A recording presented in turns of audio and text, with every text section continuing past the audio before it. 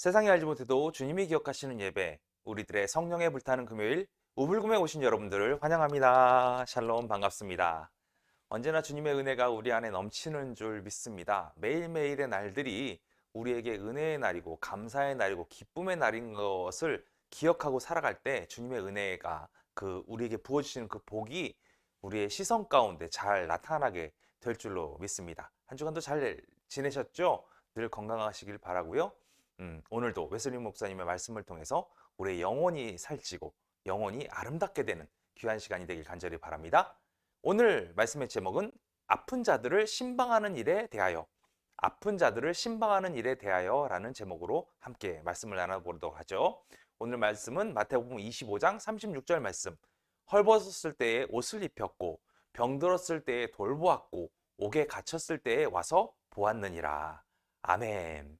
여기서 병들었을 때 돌보았고, 이게 매우 중요한 포인트인 것 같아요.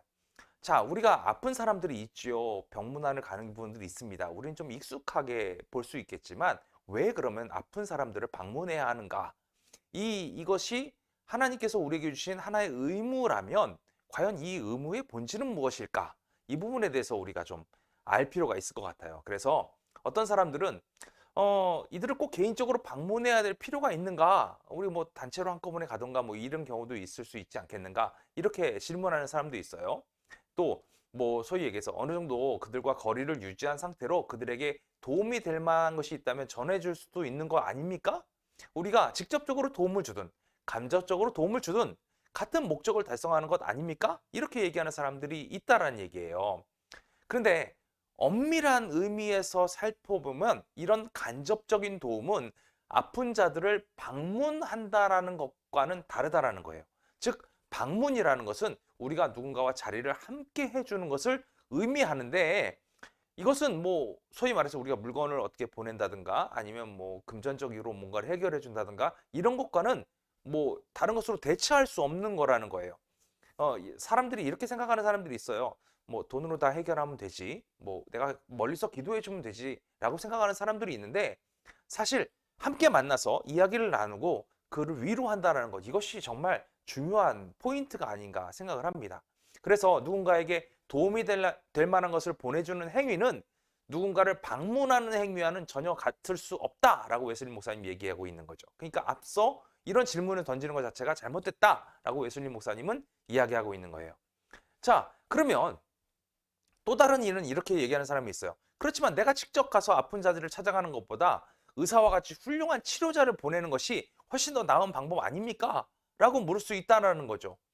어떻게 보면은 그게 더 현실적인 방법일 수도 있을 것 같아요. 더 확실하게 아픈 사람들을 돌볼 수 있는 방법. 그렇지 않습니까? 하지만 이런 방법으로는 우리가 그 아픈 사람의 영혼까지 돌보았다고는 얘기할 수 없다라고 웨슬리 목사님 얘기하는 거예요. 이 일을 통해서, 즉 의사를 보내는 것을 통해서 당신의 믿음의 의무를 다했다고 볼 수 없다라고 얘기하는 거예요. 왜냐하면 이 일을 감당한 사람은 당신이 아니라는 거죠. 당신이 어떤 액션을 써가지고 의사를 보냈다고는 하지만 실제적으로 그를 만난 사람은 의사이기 때문에 이 일을 감당한 사람은 내가 아니다 라고 얘기하고 있는 거예요. 그래서 간접적인 방문이 득이 될 수 없다는 것은 당신이 당신의 눈으로 직접 그 아픈 자를 보기 전까지는 당신은 진정으로 좋으신 하나님의 은총의 수단을 체험적으로 알 수 없게 된다는 거예요. 그가 정말로 만나게 됐을 때 정말 눈물을 흘리면서 위로받는 그 모습들을 볼 수가 없다는 거죠. 심지어 그를 보면서 내가 함께 아파하고 함께 괴로워한다는 그 사실 하나만으로도 하나님의 그 공의로우심, 그 다음에 사랑하심, 그 다음에 그 하나님의 사랑하심으로 남들을 대할 수 있다는 것, 이것을 우리가 체험할 수 없다는 거예요. 즉 다시 얘기해서 위로를 받는 사람이 아픈 사람으로 생각하는데, 오늘 웨슬리 목사님은 그 아픈 사람이 위로를 받는 것이 아니라 내가 하나님의 은총의 수단으로 내 안에 하나님의 사랑을 채워가고 하나님의 은혜를 채워가는 수단으로 삼을 수 없게 된다는 거예요. 이것이 안타깝다고 얘기하고 있는 거예요. 그래서 우리가 아픈 사람을 직접 대할 때 우리들의 힘과 건강을 지금껏 지켜주시고 우리를 모든 아픔과 병마로부터 구원해 주시는 그 좋으신 분이 바로 하나님이시라는 놀라운 사실을 우리가 깨닫게 된다는 거죠. 그리고 그 은혜에 감사하는 마음이 우리 안에 우러날 수 있게 됐다는 거예요. 어떤 아픈 사람 보면 아, 저렇게 힘든데도 하나님 찾고 있는 모습이 있구나. 나는 이렇게 아프지도 않기 때문에 하나님을 더 감사할 수 있구나. 이런 걸 알 수 있게 된다는 거예요. 자, 그러면 어떻게 아픈 자들을 방문할 것인가? 이 문제를 우리가 또 풀어봐야겠죠. 이 사랑의 사역을 가장 효과 있게 실행하는 방법은 무엇이고, 이를 위해 우리의 자세는 어떻게 해야 되는가? 이 부분을 우리가 좀 알아볼 필요가 있죠. 또 어떻게 해야 우리가 이 일을 통해 하나님께 가장 큰 영광을 돌릴 수 있으며 또 아픈 이웃들에게도 가장 큰 도움이 될 수 있을까? 이 부분이 우리가 한번 생각해 봐야 될 아주 중요한 포인트라고 할 수 있을 것 같습니다.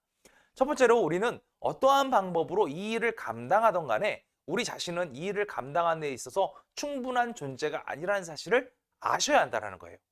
우리가 이 일을 가장 효과 있게 수행하기 위한 충분한 재질이나 지식을 갖고 있지 못하기 때문에 우리는 우리에 대해서 분명히 알고 넘어가야 한다는 거죠. 하지만 우리가 우리 자신에 대해서 솔직하게 인식을 하게 되었을 때 모든 힘의 근원이 되시고 모든 은혜를 제공하시고 은사를 제공하시는 빛의 우리의 아버지 하나님께 겸손히 지혜를 의뢰하는 자세를 우리 스스로가 갖게 된다는 거죠.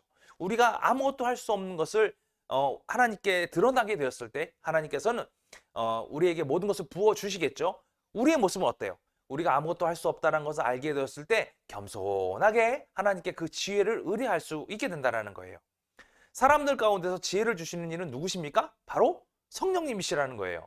그러니까 우리에게 성찰력을 주시는 이가 바로 이 거룩한 사실이라는 것을 우리가 거룩한 분이라는 사실을 우리가 기억할 수 있게 되었을 때 그래서 언제라도 우리가 이 일을 감당함에 있어서 진정으로 그의 도우심을 간구하는 그 기도를 드릴 수 있을 때 우리가 아픈 사람을 위로하고 아픈 사람을 방문하는 아주 중요한 기초가 되는 그 기도를 우리가 할 수 있게 된다는 거죠. 자, 두 번째로 아픈 사람을 다루는 특별한 방법을 강구함에 있어서 우리는 어떠한 특정한 방법에 우리 자신을 전적으로 의존하는 편파적인 방법을 피해야 한다는 거예요.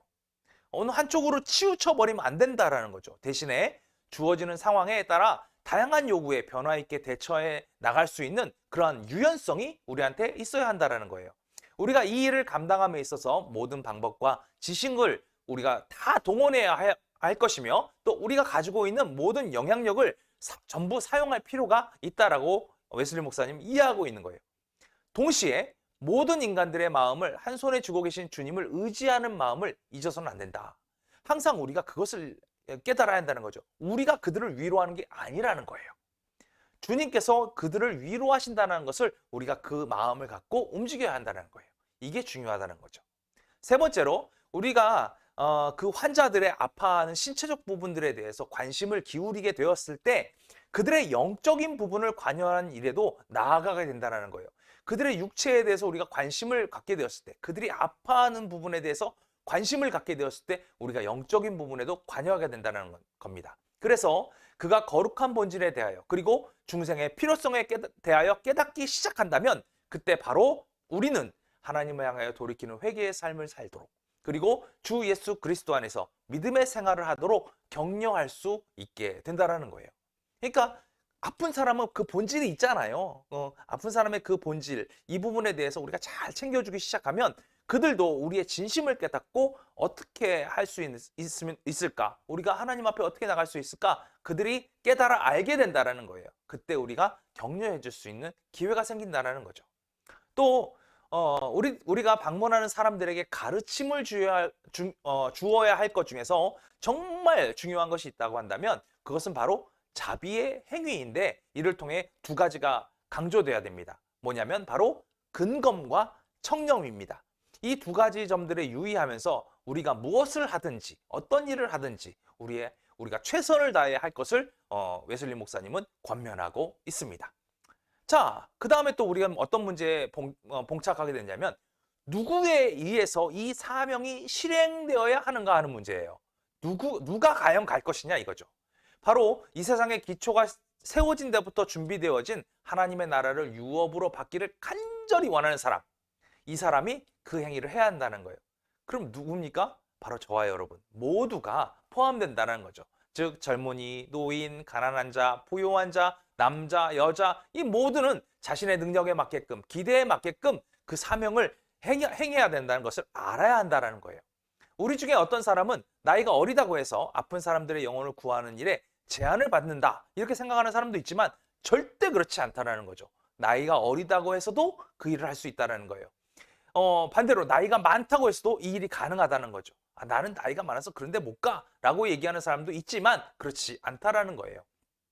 자, 세상은 나이가 많은 사람은 어떻다고 해요? 뭐 어떤 지식적으로 풍성하다고 얘기할 수 있어요.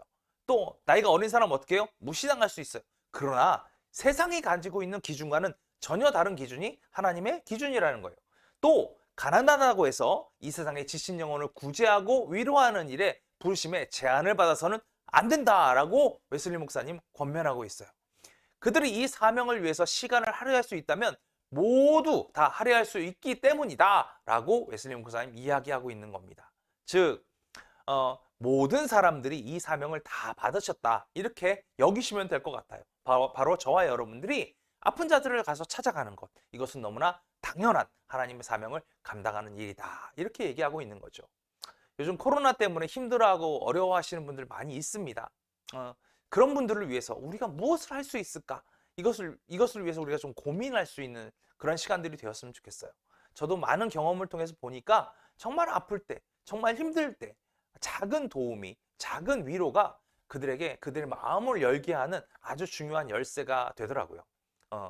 우리 주위에 아픈 사람 있습니까? 힘들고 어려운 사람 있습니까? 우리가 먼저 도움의 손길을 내놓을 수 있는 그런 사명을 감당하는 우리들이 다 되었으면 좋겠어요. 그래서 그 아픈 사람들의 마음을 열고 진정으로 그 영혼들이 하나님을 바라볼 수 있게끔 하는데 최선을 다하는 저와 여러분, 우리 우불금 식구들이 다 되었으면 좋겠습니다. 그럼 우리 다음 주에 다시 만날 때까지 안녕!